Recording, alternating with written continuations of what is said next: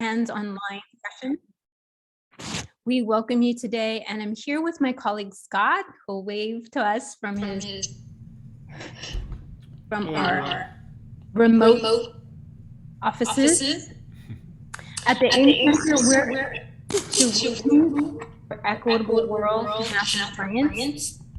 And we hope that you can learn more about our work by visiting our website at aimcenter.org. We would love to hear from you today, and so we'll invite you to communicate with us through the chat feature. You can make sure your chat is set to everyone, and that will help you see what everyone is saying and communicate to everyone as well. All right, so I'm going to hand it over to Scott. He has an opening question for us. Today, we are going to talk about sound and he's going to play around. Yeah, hello everybody. And it looks like we just have a few people with us today, but that's all right. Maybe we'll have a few more coming in. I know that September is really busy for teachers. Mid-September is kind of a crazy time, but we're going to press ahead anyway. And here's an opening question for you. What is a sound? You know, we're talking about sound today. So what's a sound, and not a song, but a sound that reminds you of your childhood? So I'll let you sit with that for just a second. Here's an example of my sound that reminds me of my childhood is somebody who is whistling. And that's because when I was growing up, every time my dad would walk in the house, he would whistle a couple of little notes, like, and that was his way of just saying, I'm home. And then my mom would whistle back those same notes saying, I'm here. And so that's a sound that reminds me of my childhood. So if you want, think about a sound that reminds you of your childhood and just enter that into the chat for just a second. And just a little reminder, make sure that your chat settings are set to everyone, and that way everybody will see the comments that people are entering. So it's sound that reminds you of your childhood. Now, if you need a moment just to think about that, let's also talk about a few of the materials that you'll need today. We're going to do some playing and some experimenting with some sounds. So some things you'll want to have, a soup spoon or a spoon of some kind, preferably metal, a drinking glass with some water in it, and a piece of paper. Just any old piece of paper, could be binder paper, printer paper, maybe a piece of string or some yarn, maybe even some ribbon. And that's about all we're going to need to play with some sounds today. So I'll pause here for just a couple minutes and I'll allow everybody some time to grab those things and to enter your sound into the chat. So take a couple minutes, get your materials, and answer the opening question.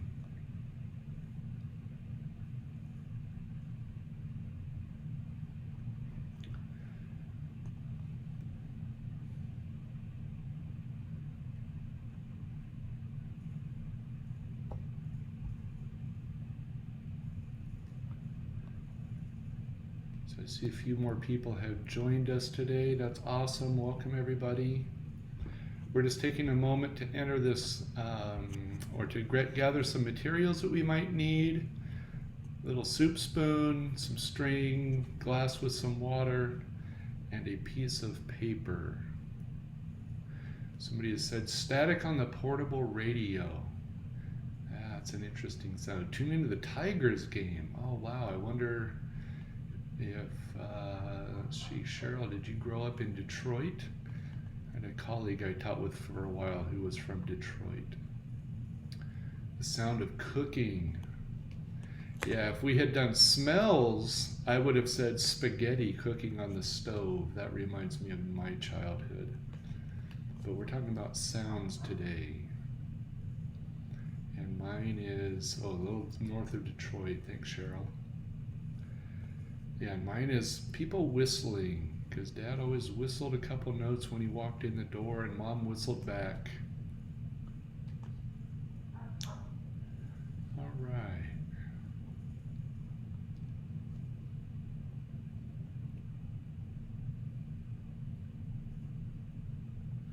So Eileen, why don't you get us going here?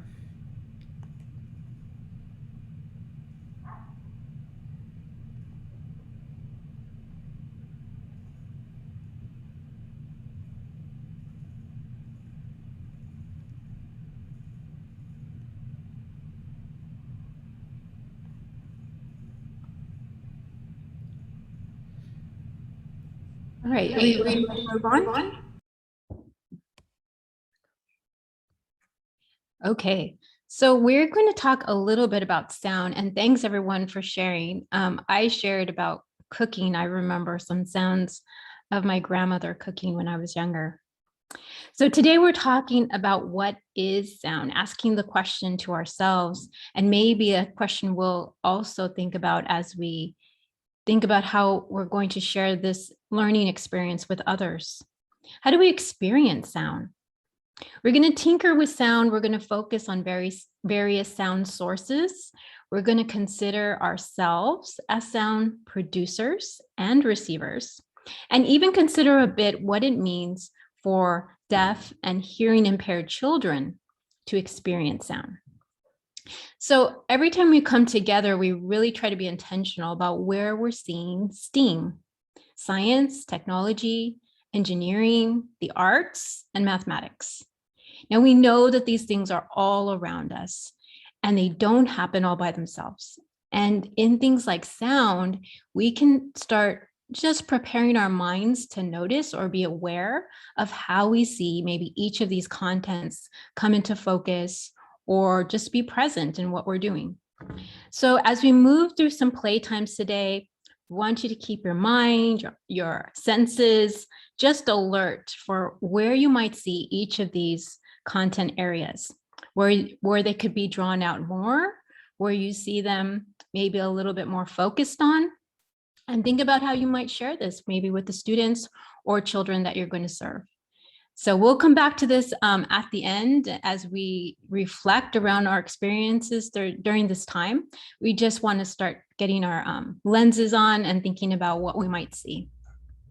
All right, so let's get started. What do we want to do first, Scott? Yeah, so I'm going to start with a little guided listening experience. And just, I'm going to back up just a moment. I noticed a few people have joined us since we started. So just a real quick review of things that you're going to want to have handy here. A spoon or soup spoon, a piece of string or yarn or ribbon of some kind, a piece of paper, and it can be any kind of paper. I just have a piece of printer paper here, and possibly a glass of water with some water. It doesn't even have to be water. Whatever kind of beverage you would like in there would be fine. All right, so let's do some guided listening. So I'm going to ask you to sit really quietly in your space for just a moment and listen for some particular sounds. And as we listen together, I'm going to ask you to enter some responses into the chat. So kind of get yourself comfortable, get settled, and we're going to do some real careful listening. All right, so the first thing I'm going to ask you to listen for are some sounds that are coming from inside the room you're currently in. What are some sounds that are inside the room you're in?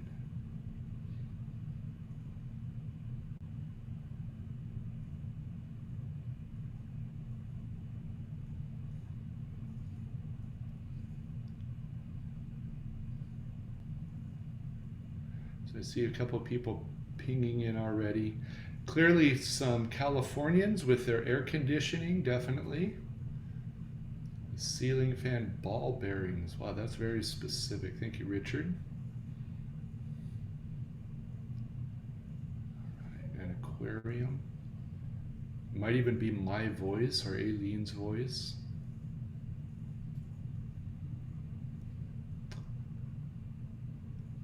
Yeah, I was just about to say, thanks, Marina. I was about to say the fan on my laptop I can hear.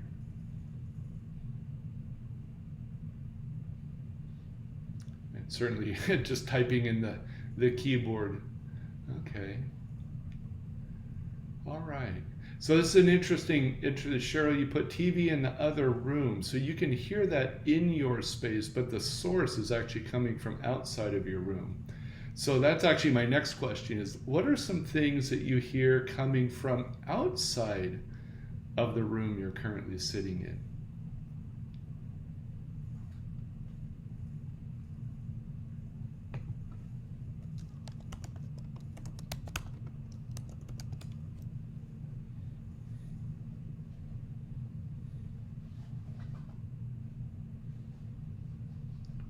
Cheryl, I'm jealous about the rain. We haven't heard rain I'm in Fresno and we haven't heard rain in many, many months.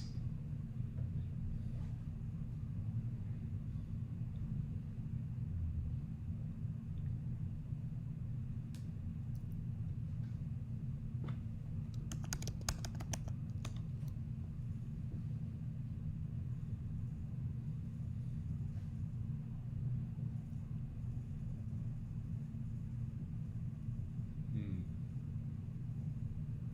So now I'm curious, Cheryl, where are you? We're in Central California at Ames. Been very dry here. Michigan. Oh wow, thanks for chiming in. Good deal. Okay, good. Thanks everybody. Some really interesting answers there. So your husband just came home, rain, ACs, traffic, good deal. All right. Here's another one. How about what are some sounds, and I'll just throw this out there. What are some sounds you might hear coming from your own body? Listen very carefully to the sounds your own body is making right now.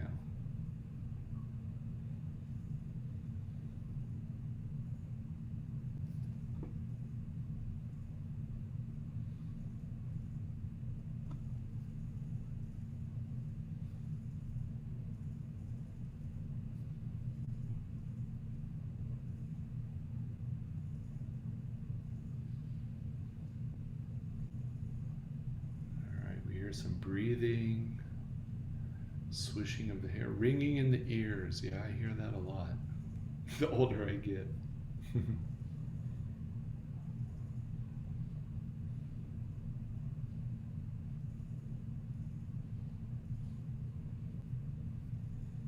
can hear my clothes moving.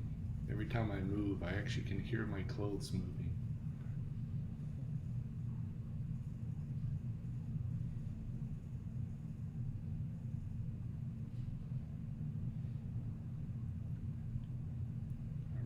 Alien, I'm trusting you're going to cook dinner when we're done here. Your stomach is growling.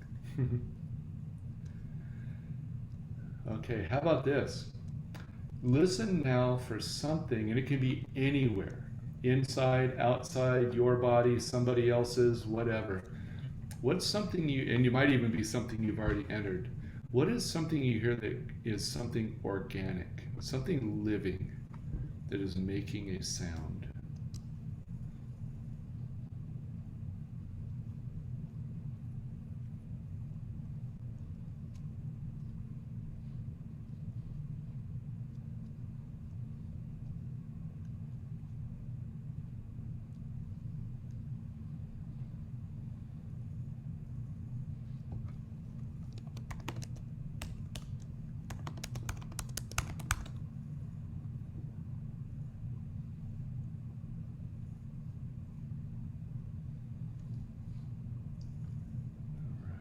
We have some dog people in the house here.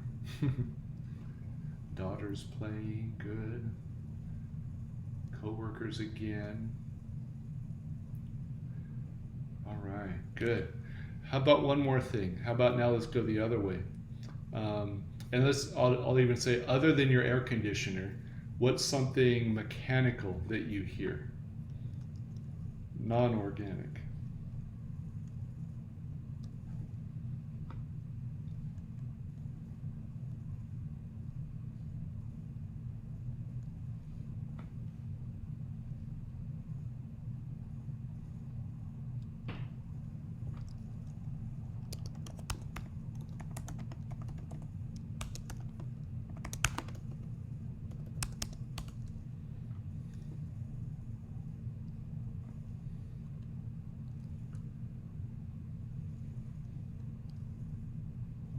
Bo, it sounds like somebody might be cooking dinner in your house, or at least doing the dishes. Thanks for sharing. Daughter on her laptop. So, oh yeah, thanks. That's good. All right, fantastic. Thanks for sharing, everybody. You know, it's really interesting just to stop every once in a while and really just think about what exactly are we hearing. And those are just a few things. I mean, I had a list of things like, what do you hear that's coming from your left side? What do you hear that's coming from your right side? What's happening above you? What are you hearing that is musical? So there's all kinds of things that you can just focus in on. If you ever need just a moment of calm, it's a great way just to center yourself and calm down. Is just pick something to listen for and listen for it. It's kind of a soothing thing. But now that we've done that, we need to kind of remind ourselves exactly what sound is. You know, we're talking all about sound today. So the sense we call sound really can be broken down to our way of perceiving vibrating matter. So when an object vibrates, it moves molecules in the air around it. It could be a drum, it could be a trumpet, it could be a chair sliding, it could be any one of the things that we listed in our experience there. It could be a voice. My voice right now is actually, vibrating a microphone that's being transmitted into the speakers in whatever setting you're in, and then those speakers are vibrating the air. So anything that moves air molecules, and then when those moving air molecules reach our ears in a sufficient volume and a sufficient frequency, the inner mechanism of our ears passes that nerve signal to our brains, which are then, those signals are then interpreted as what we call sound. Now, we know, of course, that this is it's an oversimplification of a very complex process. But for our purposes today, we're just focusing on those vibrations and how we experience them. We know that when those inner mechanisms of the ear are damaged or somehow fail to send those signals to the brain, then sound is not perceived as clearly, or maybe not at all. And so we have people that are categorized as deaf or hearing impaired. However, there may be other ways that those vibrations might be perceived, and we're going to come to those in just a moment. But now that we're tuned into some sounds around us, I want to focus on some sounds that we produce. So we're going to take what we call a little play break. And in these hands-on line webinars, we always do several play breaks. So our first play break, I'm going to invite you to listen closely to the sounds that you produce as a human being. I'm going to give you about 5 minutes, and in those moments, I'm going to ask you to take a drink of water or take a bite of food or listen to what it sounds like when you move across the room. What are the sounds that you create? Do your clothes make a sound? Rub your hands on different surfaces like the table or the wall or some paper or furniture. Just do some different activities and explore and play around in the space that you're in. And pay real close attention to the sounds that you are creating. If you need some ideas, there's some on the screen. Also pay attention not just to the sounds, but remember that sound is vibration. So pay attention to those vibrations. See if there's some other parts of your body that can sense those vibrations. Maybe your fingernail, maybe your cheek, maybe your skin. All right, so I'm going to give you about 5 minutes to explore and play, and then we'll come back together. All right, so let's get started.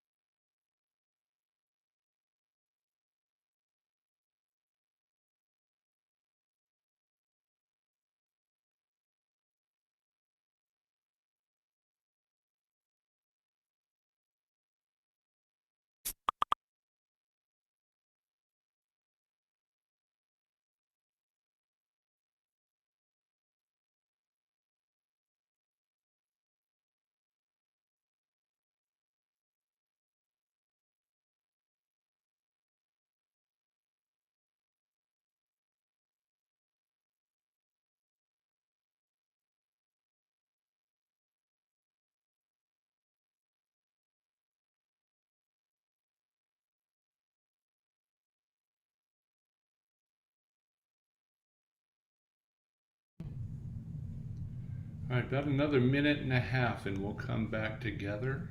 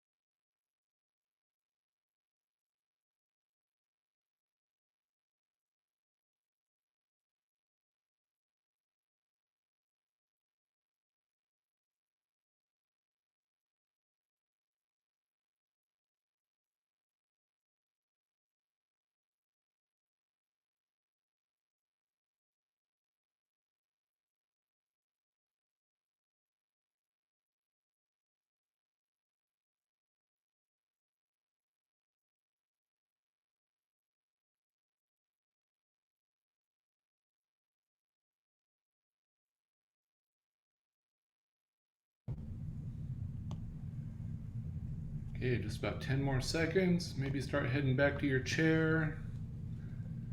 Hopefully you had a good little playtime there.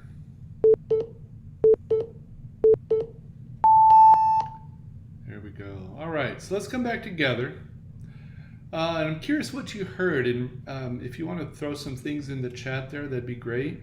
I'm particularly interested in anything that might have surprised you. Is there anything that you heard or caught your attention that you don't regularly pay attention to? What was something that caught your attention that maybe caught you a little off guard? Where you thought, wow, I hear that all the time, but never really thought about it. Yeah, the sound of drinking. It's amazing the sound that water makes down when it goes down your throat, doesn't it? And we hear it all the time, but we just don't pay attention to it. The sound of breathing. Yeah. Anything else? I know that even just, I live in a house that's a little older, and walking across the floor, I get lots of creaking of wooden floors. Yeah, there you go. Thanks, Marina. Creaking floors, walk down the hall. A lot of people have concrete floors, but I guess Marina and I have wooden floors. I heard a little bit of breeze outside, but that wasn't something that I made. Yeah, patting your feet on the bare floor.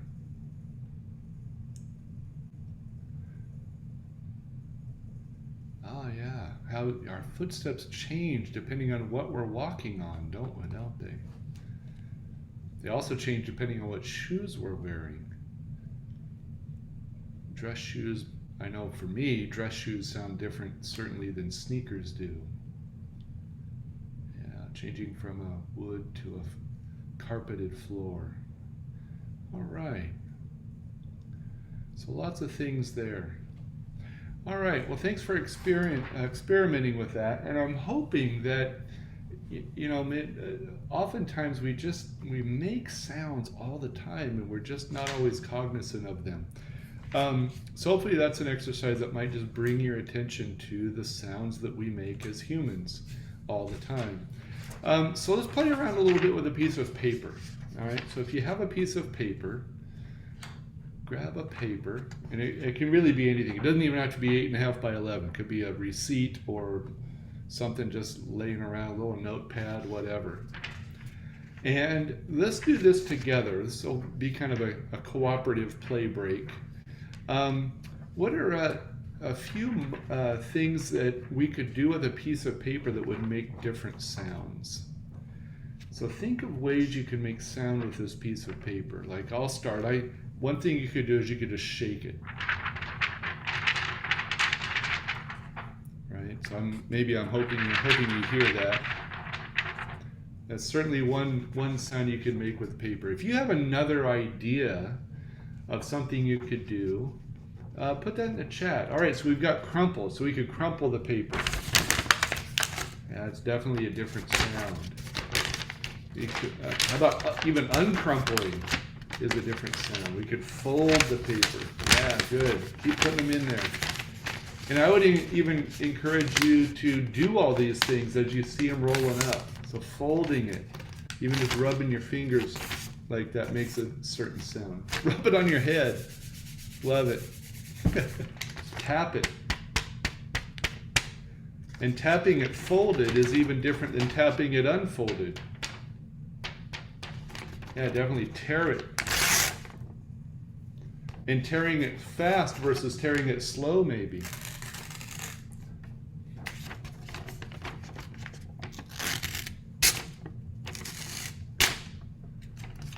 Right, good ideas. There's some other things we might do with a piece of paper. Shaking with two hands is, oh, shaking. Shaking with two hands, different than one, yeah. Flap it. Now we get into the difference between flapping and shaking. Flapping, shaking. Two hands is different than one hand. What about just dropping it? Just drop it down. See what it sounds like as it moves through the air, as it hits the ground. Blow on it. Yeah, there you go. Good. Wonder if tearing a double layer, or let me fold it again. Wonder if tearing a quadruple layer makes a difference. Ooh, it seems to. Sounds a little bit deeper to me. I mean, I know my microphone's just a little computer microphone. Blow across it versus on it. Nice. All right, so just think about all the sounds you can make out of just a piece of paper. And I know we have a lot of teachers in the room, and think about what would it mean to do this with students? A simple piece of paper that you could have students really pay attention to the sounds around them that they're creating and could pay attention to. We'll come back to that in just a minute. Okay, so let's play with the spoon and the string. I'd ask you maybe earlier to get a spoon and a string. And what we're going to do now is let's just take the string, and it could be a piece of yarn, it could be a piece of ribbon, anything really kind of string-like. Could be a thread. And let's just tie a knot around the spoon. The spoon I have, the handle is a little thicker at the end. And I'm tying the string in a knot. I'll show you in just a second. But I have to put it down to get it done, and then I can't hold it up. So I'm tying the knot around the middle of the spoon, but then I can also slide that out to the end, and it'll still hold, so it kind of dangles like this. Okay. So take a moment and do that. And now we're just going to experiment with this a little bit. So the best way to do this, or one thing to do with this, is to take your fingers and you ever know, like when you were a kid, you like plug your ears and you push your little ear nubs in, the little ear nubs right here. There's actually a technical term for those. Those are called a tragus or a tragus. So if you hold that in and you're like, la, la, la, I'm not listening to you, right? But if you hold the string right on that little ear nub or your tragus and then tap the spoon on something, you're going to hear something pretty interesting. Okay. So what do you hear? I'm also curious about, what do you feel? And then we're going to take another play break. And I'm going to encourage you to just experiment with the string on the spoon. So there's some more ideas on the string, or on the screen rather. But let's try lots of different things. I'll give you about 3 minutes to experiment. Okay. All right, Maureen already says she hears a chime. Who thought we would hear a chime out of just a soup spoon, right? Okay, so now experiment with that a little bit. And again, there's some ideas on the screen, and Chris has already started the timer. So for about 3 minutes, just try some of these things, some variables that we can change here. And I'll ask you just to hold on to your comments for just a moment. We're going to do a little together activity at the end there. Okay, so take about 3 minutes and experiment with that.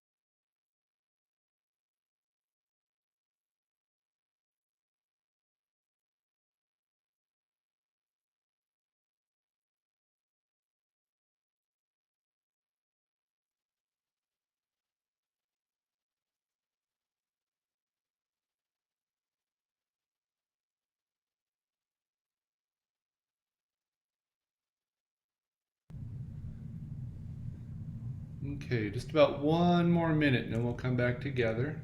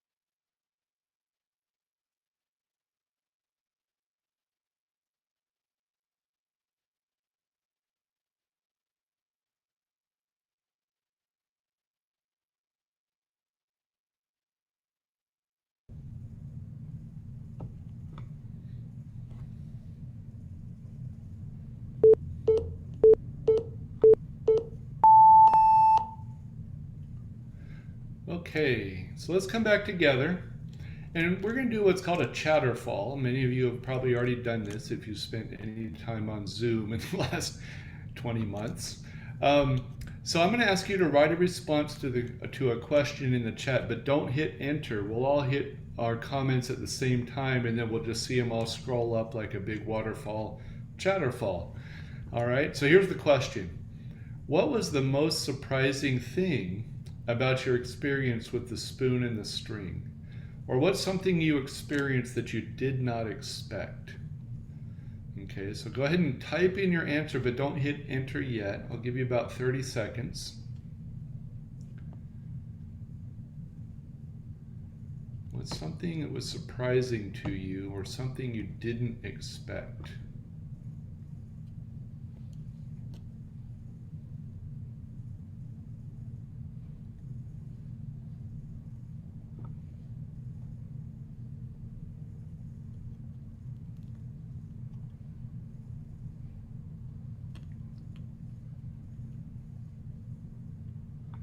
Okay, so if you have a response in the chat, let's try to enter all at the same time. So here we go. 1, 2, 3, hit enter. Okay, so different materials.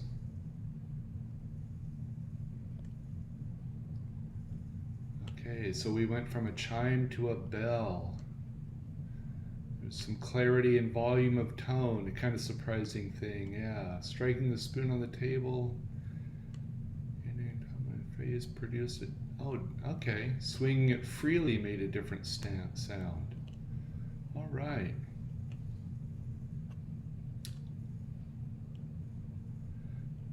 Yeah, so there's another thing you can experiment with. I wonder if anybody changed the size of the spoon. Or what if you tried a knife instead of a spoon or a fork? Or what if it was a wooden spoon? I wonder if it would make any kind of sound. So things you can play with later or play with children. All right. So now I want to pose a big question to you. And the big question is, where do we hear? What I mean by that is, what is really happening when we hear something? Do we hear with our ears? Is it possible to hear with our hands? Or do we hear with our brains? So let's try a little experiment. Okay, when I say go, I want you to sing the happy birthday song.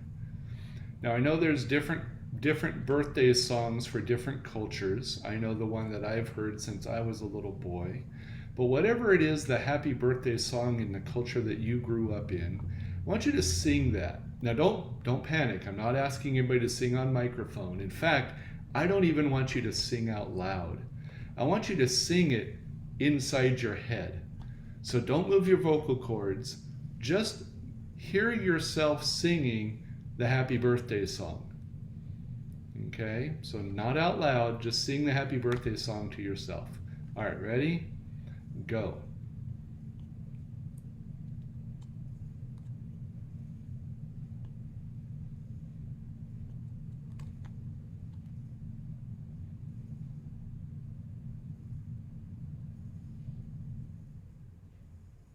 Okay, did you actually hear anything?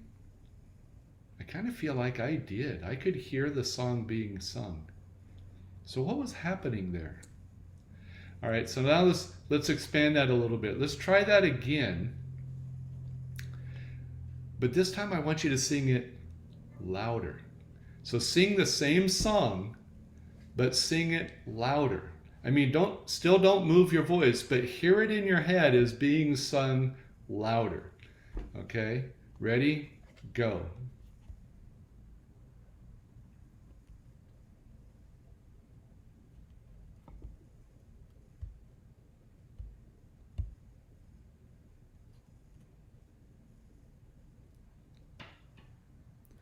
All right, did you do that? And could you hear it? Was it just louder in your head? For me, it was like I actually could hear people shouting the song. So what was that? What was that? What was going on? And I'll even ask you now to think back to that first question that I asked. What's a sound from your childhood? Can you actually still hear that sound, even without hearing it in your ears? So I want to propose that we don't hear with our ears. We actually hear with our brains. So what I mean by that is, just like any external stimulus that our bodies receive, like touch or sight, our bodies may receive the stimuli and send it to our brains. But it's actually our brains that have to make sense of that sound and give meaning to it. And that's really what hearing is all about, is making sense of the vibrations that come to us through the air. But I want to stop a moment and think about children who are deaf, or those with hearing impairments, or children who have been either born deaf or lost their hearing after birth at some point. Can they still sense those vibrations? Just maybe not with their ears. Maybe they feel them with their skin or their fingernails. So there's a lady named Evelyn Glenny. And Evelyn Glenny is a world-class musician. She's a percussionist. And she's a musician that has performed with others on stages around the world. And she has profound hearing loss. She's nearly completely deaf. And here's a great quote from her on the screen. Hearing is a form of touch. You feel it through your body, and sometimes it almost hits you in the face. So actually like to show you a short video of Evelyn sharing an idea about vibrations. So Chris is going to start this video for us. I'm often asked how I physically feel sound. Now, obviously, it's quite a different experience when you're practically on top of the instruments, where you're the producer of the sound as opposed to being the listener or a member of the audience. But nevertheless, we can all physically feel sound. We just have to pay attention. And the idea is opening up your body like a resonating chamber. So when I strike this big bass drum, you can actually see the head vibrate. I can see it very clearly, even just by looking at it face on, but from the side, you can really, really see that. But if I put my fingernail on the drum,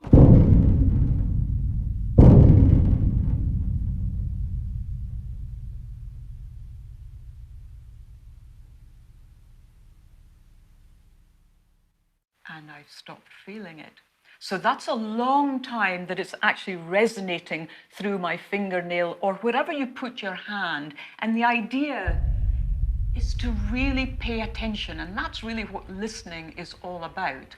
But also, if I take a stick, and very often when I hold a stick or a mallet, I almost just have my little pinky supporting the stick, so that when I actually strike something, I'm allowing the vibration of the sound to come through the shaft of the mallet. So for example,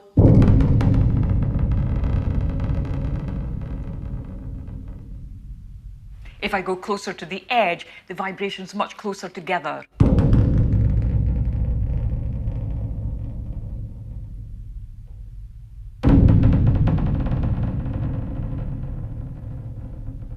And so on and so forth. If I decided to hold the stick or mallet and kept a good old grip on it all the way through the stroke, I'm actually cancelling that vibration.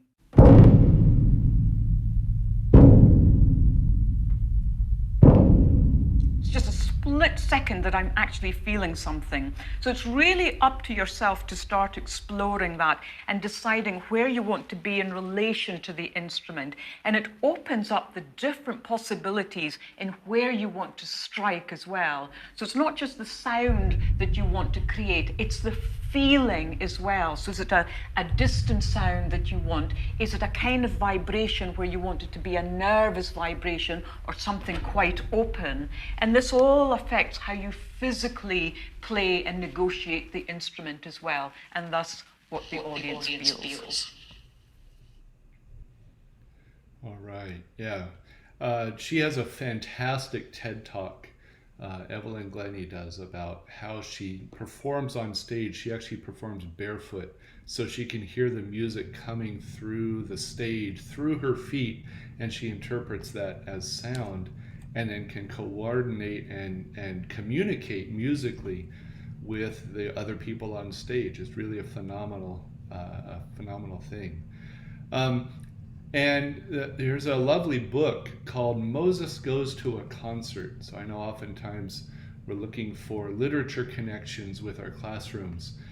Moses Goes to a Concert is a wonderful story about Moses and his classmates who are all deaf, and they go to a concert, and the concert features a deaf percussionist, and it's because the author actually saw Evelyn Glenny in concert and then wrote this children's book about that experience. So that's a good connection there.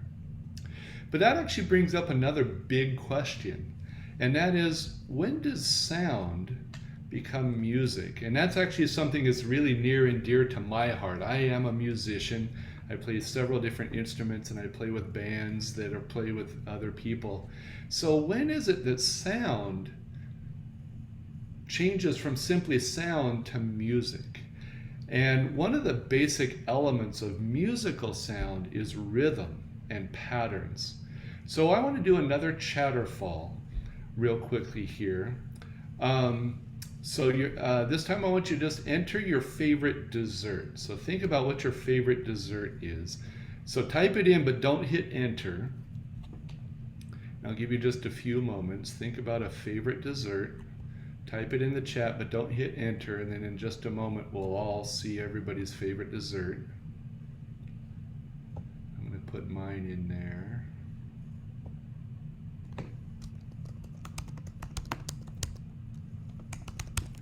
Okay, so hopefully you have your favorite dessert typed into the chat. And let's see what everybody likes to eat either after or possibly before dinner, because dessert doesn't have to come after dinner. So here we go. 1, 2, 3, hit enter. All right, strawberry shortcake, apple pie a la mode, key lime pie. All right, ice cream, chocolate. Okay, apple pie a la mode. All right, so here's what I'm going to do, and I know this might seem really unrelated to anything musical, but this is a fun way to turn music or turn just some rhythms and patterns into music. So I'm just going to pick one of these. Let's try key lime pie. All right, thank you, Bo, for entering that. So let's listen to those words, key lime pie, key lime pie. And if you're in a room by yourself or even with somebody else and you don't care about them thinking you're weird, just keep saying that with me. Key lime pie, key lime pie, key lime pie. And there's a rhythm to that, isn't there? What if we clapped that rhythm? Key lime pie, key lime pie.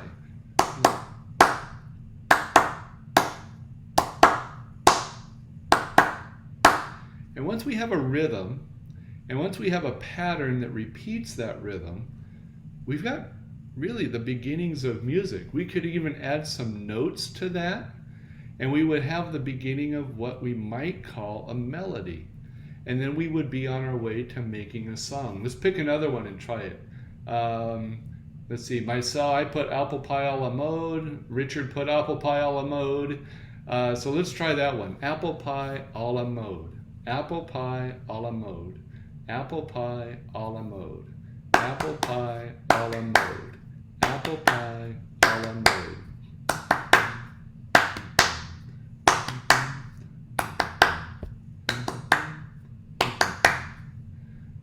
That's pretty good rhythm. Ooh, here's a fun one. Banana cream pie. Banana cream pie. Banana cream pie. Banana cream pie.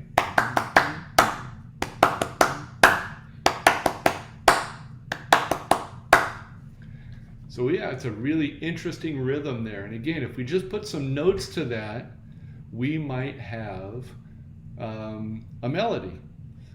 I'm not going to sing for you, I promise, and I'm not going to make anybody else sing either.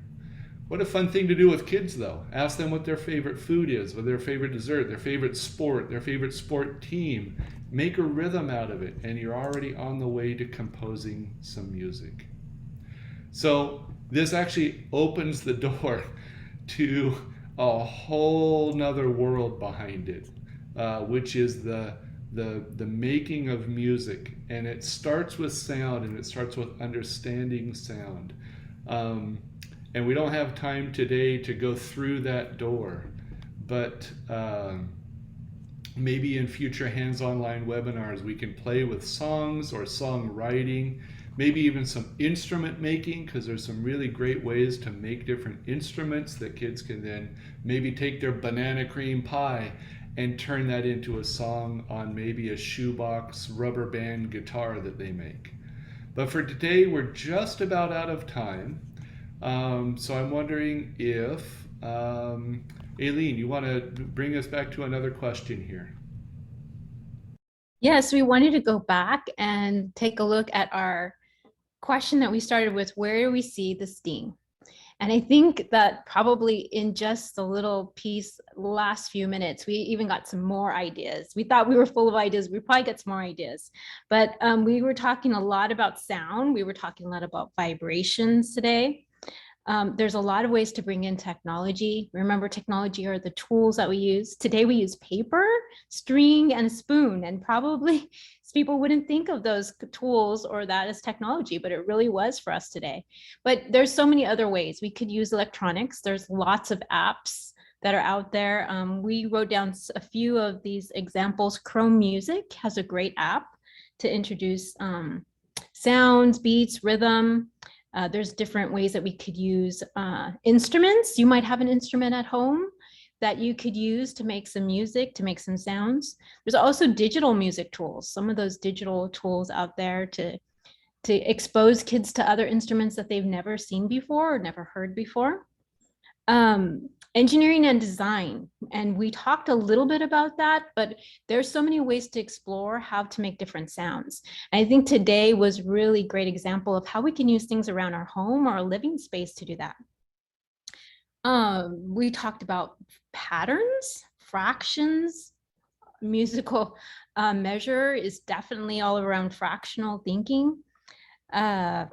We talked a little bit about the cultural differences, not only how we're different as human beings, like the senses that we were born with or the senses that we have that maybe we've lost or have special needs, but also the ways that have families, that we have a culture that might have a lot of different sounds or instruments or songs that we sing, rhythms that come from poetry.